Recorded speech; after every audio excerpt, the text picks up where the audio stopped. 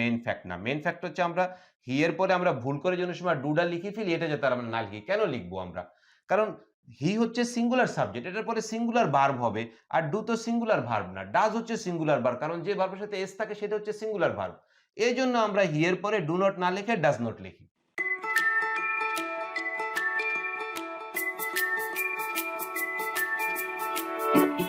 আজকে আমরা বেসিক কিছু গ্রামার সম্পর্কে আলাপ করব, যেটা আমাদের অনেক সময় প্রবলেম হয়। আমি দেখি অনেকেই যে এই বেসিকের ছোট্ট প্রবলেমটা লিখতে গিয়ে অনেক সময় একটু উল্টাপাল্টা করে ফেলে।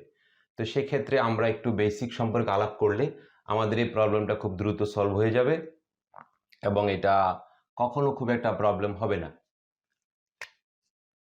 ভেরি সিম্পল, আমরা একটু খেয়াল করলে আমাদের এই প্রবলেমটা এখানেই সলভ হয়ে যাবে। সাবজেক্টটা যদি সিঙ্গুলার হয়, ভার্বটাও সিঙ্গুলার হবে। আমরা এটা নিয়ে একটু আলোচনা করব আজকে। সাবজেক্ট সিঙ্গুলার, ভার্ব সিঙ্গুলার, সাবজেক্টটা যদি প্লুরাল হয়, ভার্বটাও প্লুরাল হয়। তা আমাদের আলোচনাটা আসলে খুব বেশি কঠিন না যে sir subject singular, verb singular, subject plural, verb plural. হ্যাঁ, সাবজেক্ট সিঙ্গুলার হলে ভার্বটা সিঙ্গুলার হবে, সাবজেক্টটা প্লুরাল হলে ভার্বটাও প্লুরাল হবে। তো এক্ষেত্রে আমাদের খুব বেশি কিছু জানার তেমন তো নাই, আমরা শুধু সামান্য একটু জিনিস জানবো যে সাবজেক্ট সিঙ্গুলার বলতে কোনটা বোঝায়, ভার্ব সিঙ্গুলার বলতে কোনটা বোঝায়। তাহলে আমাদের এই প্রবলেমটা এখানেই সলভ হয়ে যাবে। আমরা অনেক জায়গায় রাইটিংয়ে, টেন্সে, ভয়েসে, বিভিন্ন জায়গায় যখন আমরা এগুলো করতে থাকবো তখন আমাদের আর এটা নিয়ে খুব একটা প্রবলেম হবে না। সাবজেক্ট সিঙ্গুলার বলতে আমরা কি বুঝি, ভার্ব সিঙ্গুলার বলতে কি বুঝি, এতটুক হইলে আমাদের এই অংশটা অটোমেটিকই ক্লিয়ার হয়ে যাবে। সাবজেক্ট সিঙ্গুলার মিন্স, সাবজেক্টটা যে আমরা যেটাকে সিঙ্গুলার বলবো, এটা বলতে আমি মিন করেছি শুধুমাত্র থার্ড পারসন সিঙ্গুলার নাম্বার। যেটা আমাদের সাবজেক্টের ভিতরে ফার্স্ট পারসন আছে, সেকেন্ড পারসন আছে, থার্ড পারসন আছে, আইও তো singular, but I first person, you singular হয়, প্লুরাল হয়, বাট ইউ সেকেন্ড পারসন। আমরা শুধুমাত্র থার্ড পারসন সিঙ্গুলার নিয়ে কথা বলবো। থার্ড পারসনের ভিতরে সিঙ্গুলারও আছে, প্লুরালও আছে। যেমন দে, দে কিন্তু থার্ড পারসন প্লুরাল, বাট আমরা শুধুমাত্র থার্ড পারসনের ভিতরে সিঙ্গেল, যেটা সিঙ্গেল, যেটা দ্বারা একটা অথবা একজন বোঝায়, আমরা সেটা নিয়ে আলাপ করব।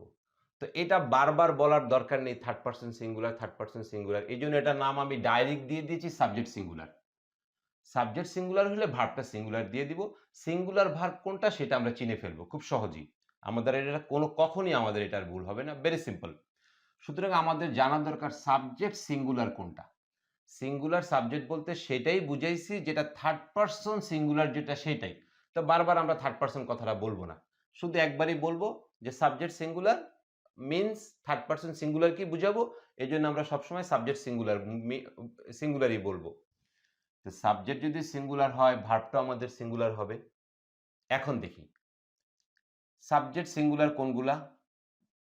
Subject singular Meena, Mithu, he, she, it. Meena এটা proper noun, Mithu proper noun, একজন বুঝায়। হি এবং শি এই দুইটা প্রোনাউন, একজন বুঝায়। ইট এটা বস্তুবাচক, একটা বুঝায়। তো এইগুলা হচ্ছে সব সিঙ্গুলার সাবজেক্ট। এই যে কয়টা আছে এগুলার পরে আমরা সিঙ্গুলার ভার্বটা বসাই। এই সিঙ্গুলার ভার্বটা কি, তাহলে আমরা সাবজেক্ট সিঙ্গুলার চিনলাম।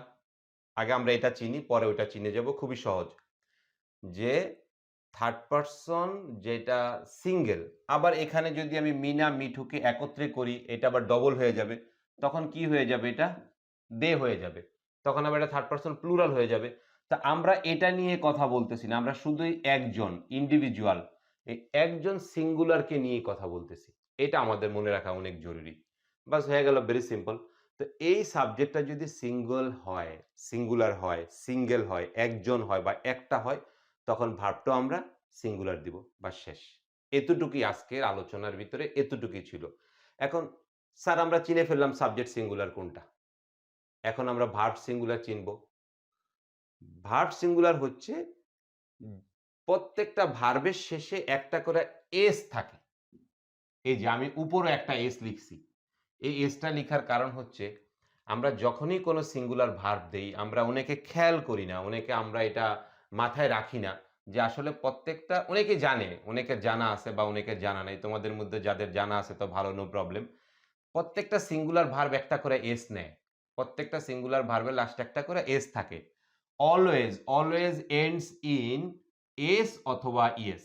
কখন এস হয় কখন ইএস হয় এটার উপর আমার আরেকটা ভিডিও আছে, সেটা তোমরা দেখে নিও, নো প্রবলেম। বাট আমার কথা হচ্ছে প্রত্যেকটা সিঙ্গুলার ভার্ব একটা করে এস নিয়ে নেবে।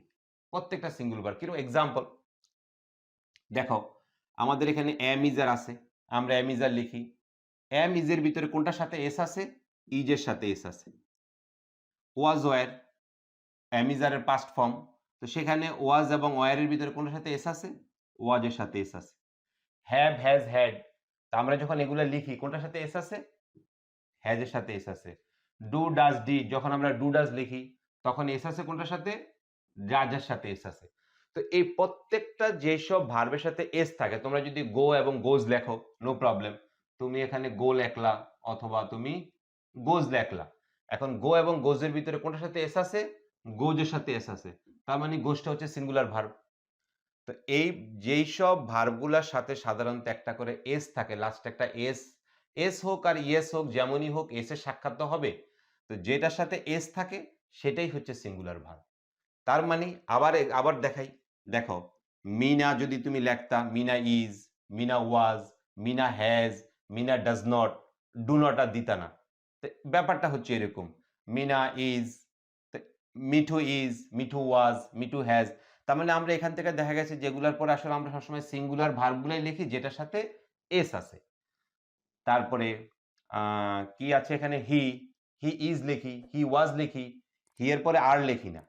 তারপরে শি, শি এর পর ওয়ার লিখি না, শি ওয়াজ লিখি। এর জন্য লিখি কারণ শি হচ্ছে সিঙ্গুলার সাবজেক্ট আর এই যুক্ত প্রত্যেকটা ভার্ব হচ্ছে সিঙ্গুলার ভার্ব। এই জন্য আমরা এগুলার পরে সিঙ্গুলার ভার্বটাই লিখি। ইট, ইটের পরে ইজ লিখি, it is, it was, it has. তো ইট আর, ইট ওয়ার, ইট হ্যাভ এরকম লিখি না। কেন লিখি না? এটা হচ্ছে সাবজেক্ট সিঙ্গুলার, এটার পরে ভার্বগুলো সিঙ্গুলার হয়। আর ওইটাই সিঙ্গুলার ভার্ব যেসব ভার্বগুলোর পরে একটা করে লাস্টে কি থাকে? এস থাকে। তো এখন থেকে আমাদের আর এই সিঙ্গুলার ভার্বের সাবজেক্টের পরে সিঙ্গুলার ভার্ব বসাইতে এখন আর আমাদের ভুল হবে না। কেন হবে না? আমরা এখন শিখে ফেললাম যে সাবজেক্ট যদি সিঙ্গুলার হয় ভার্বটা সিঙ্গুলার হয়। আর সাবজেক্ট সিঙ্গুলার মিন্স হচ্ছে থার্ড পারসন সিঙ্গেল যেটা। আর ওইটার পরে আমরা সিঙ্গুলার ভার্ব দিব। সিঙ্গুলার ভার্ব চেনার সবচেয়ে সহজ উপায় হচ্ছে যে ভার্বের সাথে এস থাকে। Very simple. এটা নিয়ে খুব বেশি কথা বলার কিছু নাই। আমি তারপরে আরো দুই একটা এক্সাম্পল লিখেছি। মিনা ওয়ান্টস, মিনা গোজ, তারপরে he gives, he plays, no problem. It rains, এই যে সাবজেক্ট সিঙ্গুলার, ভার্বটা সিঙ্গুলার হইছে। প্রত্যেকটা ভার্বের পর একটা করে এস দিয়ে দিছি। গেল এটা। আচ্ছা, আমি আরো কিছু এক্সট্রা জিনিস লিখেছি।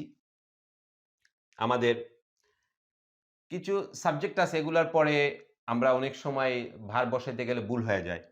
Anybody, anyone, anything, somebody, someone, something, everybody, everyone, everything, nobody, no one, nothing.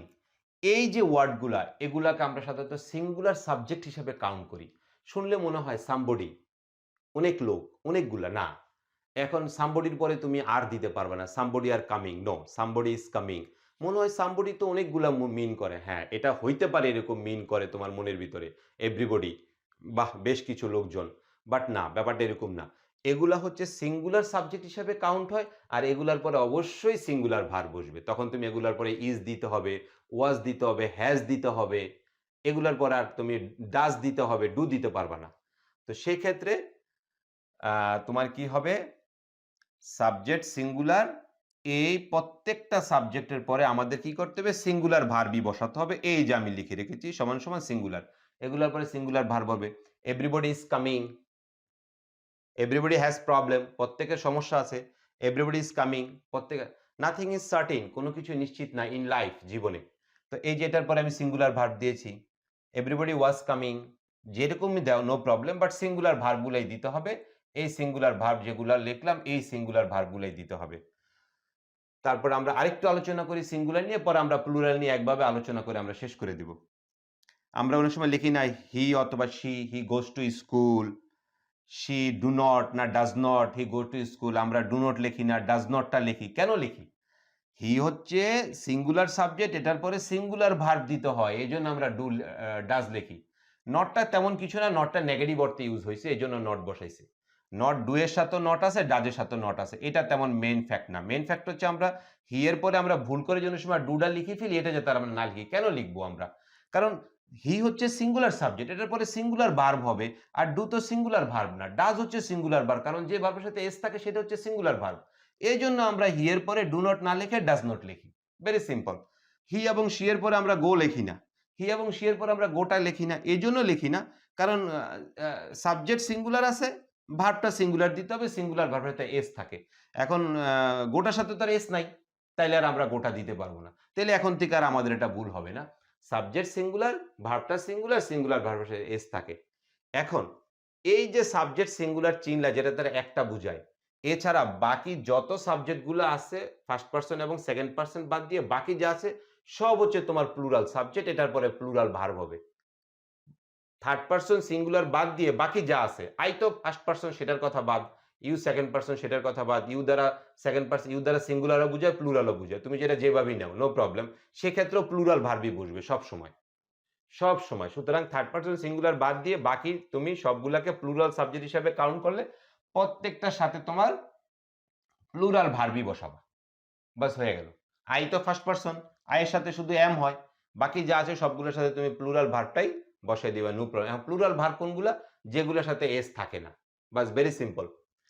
আর হচ্ছে তোমার প্লুরাল ভার্ব, ওয়ার হচ্ছে plural verb, you are, they were, are, we were, তারপরে তোমার you have, they have, plural verb. তারপরে you do not, they do not. তো মোট কথা হচ্ছে আমরা বাকি যেসব সাবজেক্ট আছে সবগুলো প্লুরাল ভার্ব দেব। They go, we go, you go. But এই যে আমরা থার্ড পারসন সিঙ্গেলটা যখন আমরা আলাদা করে নেব, বাকি সবগুলো আমরা প্লুরাল হিসেবে কাউন্ট করে ভার্ব সবগুলো সব প্লুরাল ভার্ব হবে, প্লুরাল ভার্বের সাথে কোনো এস কোনো কিছু থাকে না, বাস ভেরি সিম্পল। এভাবেই আমরা সহজে আইডেন্টিফাই করতে পারি। সাবজেক্ট সিঙ্গুলার হলে ভার্ব সিঙ্গুলার হয়, সাবজেক্ট প্লুরাল হলে ভার্বটা আমাদের প্লুরাল হয়, এটা অত্যন্ত ইজি, ভেরি সিম্পল। এখন থেকে অনেক সময় দেখা গেছে যে স্টুডেন্টদের ভুল হয়ে যায়, হি এর পরে ভুল করে ডাজ লিখে ফেলছে, ডু লিখে ফেলছে, ডাজ লেখে নাই। তারপরে তোমার সাবজেক্টটা সিঙ্গেল আছে কিন্তু ভার্বটা প্লুরাল বসাইছে। তো এটা অনেক সময় অনেকে খেয়াল করে না, অনেক সময় হয়তোবা কেউ মুখস্থ করতে করতে শিখে ফেলছে, বা কেউ বুঝে করেছে, বা কেউ বুঝার পরে ভুলে গেছে। কিন্তু আমার কাছে মনে হয় যে এটা যদি একটু এইভাবে খেয়াল করে, যে যেভাবে শিখে ফেলেছে নো প্রবলেম, শিখে ফেললে কোনো সমস্যা নেই, কিন্তু কারো যদি ভুল হয় আমার কাছে মনে হয় যে এভাবে যদি সে চিন্তা করে তাহলে আইডিয়াটা আরেকটু ইজি হয়ে যায়। এই জন্য মূলত এটা দেখানো যে এভাবেও চিন্তা করলে আরেকটু ইজি হয়, এটাই হচ্ছে মেন কথা। তো আমরা শিখলাম আজকে সাবজেক্ট সিঙ্গুলার হলে ভার্ব সিঙ্গুলার হয়, সাবজেক্ট প্লুরাল হলে ভার্বটা প্লুরাল হয়, এই হচ্ছে মেন কথা। এতটুকুর ভিতরে আমাদের হইলো। আর হচ্ছে যে প্রত্যেকটা সিঙ্গুলার ভার্ব সাধারণত এস এবং ইএস দিয়েই হয়। আর কখন সাবজেক্ট থার্ড পারসন সিঙ্গুলার হলে ভার্বের সাথে আমাদের এস অথবা ইএসটা বসাইতে হয়, আর কারণ সিঙ্গুলার সাবজেক্ট হলে সিঙ্গুলার ভার্ব হয়। তো অনেক সময় সিঙ্গুলার ভার্বগুলোর সাথে কখনো আমরা এস বসাই, কখনো ইএস বসাই। তো কখন আমরা এস বসাই, কখন ইএস বসাই, এটার উপর আমার আলাদা একটা ভিডিও আছে। আর এই সেম ভিডিওটাই আমার আরেকটা স্ক্রিন রেকর্ডিং একটা ভিডিও আছে, সেটার ভিতরে আরো ডিটেলস এক্সাম্পল আছে, আরো কিছু বেশি কিছু দেওয়া আছে। তো সেখানে সেটা দেখলে এটা আরো বেশি ক্লিয়ার হয়ে যাবে, নো প্রবলেম। তো আজকের জন্য এতটুকুই ছিল। Subject singular verb singular, subject plural verb plural.